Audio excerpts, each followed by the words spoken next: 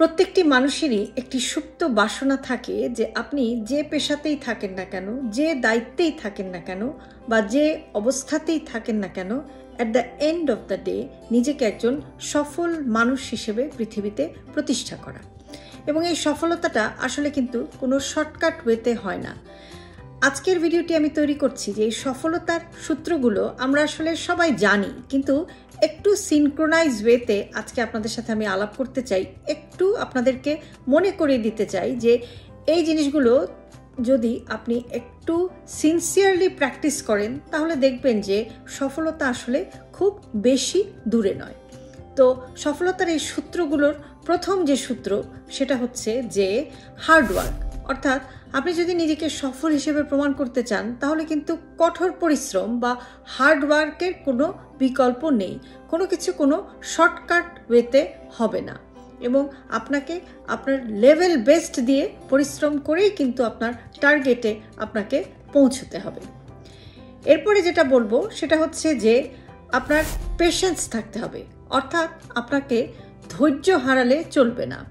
আমরা যখন কোনো কাজে হাত দিই তখন দেখা যায় যে বেশিরভাগ মানুষের ক্ষেত্রেই এটা সত্য যে বারবার আমরা কিন্তু ব্যর্থ হই। ব্যর্থ হতে হতে হতে হতে একটা সময় গিয়ে আমরা সফল হই। কিন্তু এই যে ধৈর্যটা ধরে রাখা আমাদের অনেকেরই কিন্তু ধৈর্যচ্যুতি হয়ে যায়। আপনি এটা মনে রাখবেন যে আপনার যদি ধৈর্যচ্যুতি যেদিন থেকে যে মুহূর্ত থেকে হবে সেখান থেকেই কিন্তু আপনার পরাজয় শুরু হবে। কাজেই আপনাকে কিন্তু পেশেন্ট হতে হবে বা ধৈর্যশীল হতে হবে যদি আপনি সাকসেসফুল হতে চান। এরপরে যেটা বলবো সেটা হচ্ছে যে স্যাক্রিফাইস। আপনাকে কিন্তু অবশ্যই স্যাক্রিফাইসের একটা টেন্ডেন্সি থাকতে হবে এবং সফলতার জন্য আপনাকে স্যাক্রিফাইস করতে হবে। আপনি মনে রাখবেন যে কোনো সফলতায় কিন্তু ত্যাগ বা স্যাক্রিফাইস ছাড়া আসে না। এবং আপনি যদি স্যাক্রিফাইস করতে না পারেন আপনার সফলতার জন্য তাহলে দেখবেন এই যে আপনি সফল হতে চাচ্ছেন এটাই একসময় স্যাক্রিফাইসড হয়ে গেছে বা এটাই একসময় হারিয়ে গেছে। কাজেই সফল হতে চাইলে আপনাকে অবশ্যই ত্যাগ করতে হবে এবং ত্যাগ করার মানসিকতাটাও কিন্তু আপনাকে মেনটেন করতে হবে। আরেকটা জিনিস হচ্ছে যে আপনাকে কনসিস্টেন্ট হতে হবে। অর্থাৎ যে কাজটি আপনি করার চেষ্টা করছেন, যে জিনিসটা আপনি পাওয়ার চেষ্টা করছেন, সেটা যতই আপনি ফেল করেন না কেন বারবার আপনাকে কিন্তু সেটা করার ট্রাই করতে হবে এবং সেটাতে কনসিস্টেন্টলি আপনাকে কিন্তু লেগে থাকতে হবে। কনসিস্টেন্সি ছাড়া কিন্তু সাকসেস কখনোই আসবে না, এটাও আপনাকে খেয়াল রাখতে হবে। আরেকটা জিনিস হচ্ছে যে আপনাকে ডিসিপ্লিনড হতে হবে বা নিয়মানুবর্তিতাকে আপনাকে প্র্যাকটিস করতে হবে।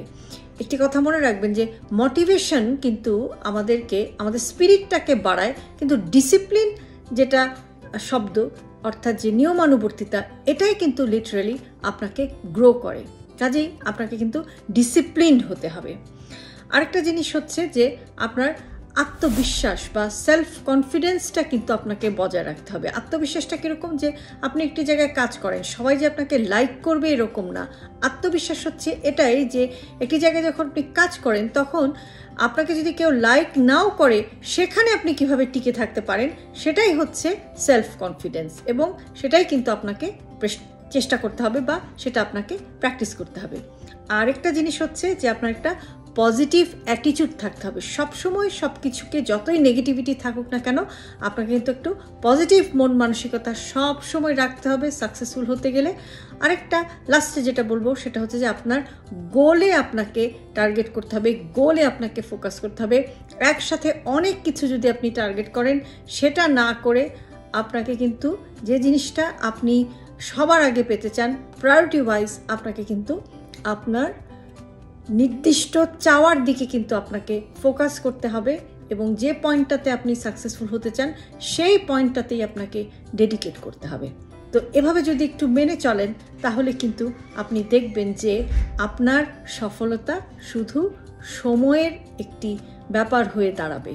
নির্দিষ্ট সময়ে আপনি অবশ্যই নিজেকে একজন সাকসেসফুল বা সফল মানুষ হিসেবে নিজেকে প্রমাণ করতে পারবেন এবং যে গোলটা আপনার ড্রিম বা যে গোলটা আপনার স্বপ্ন সেই স্বপ্নের কাঙ্ক্ষিত লক্ষ্যে আপনি এক সময় না এক সময় অবশ্যই পৌঁছাতে পারবেন। ভালো থাকবেন সবাই।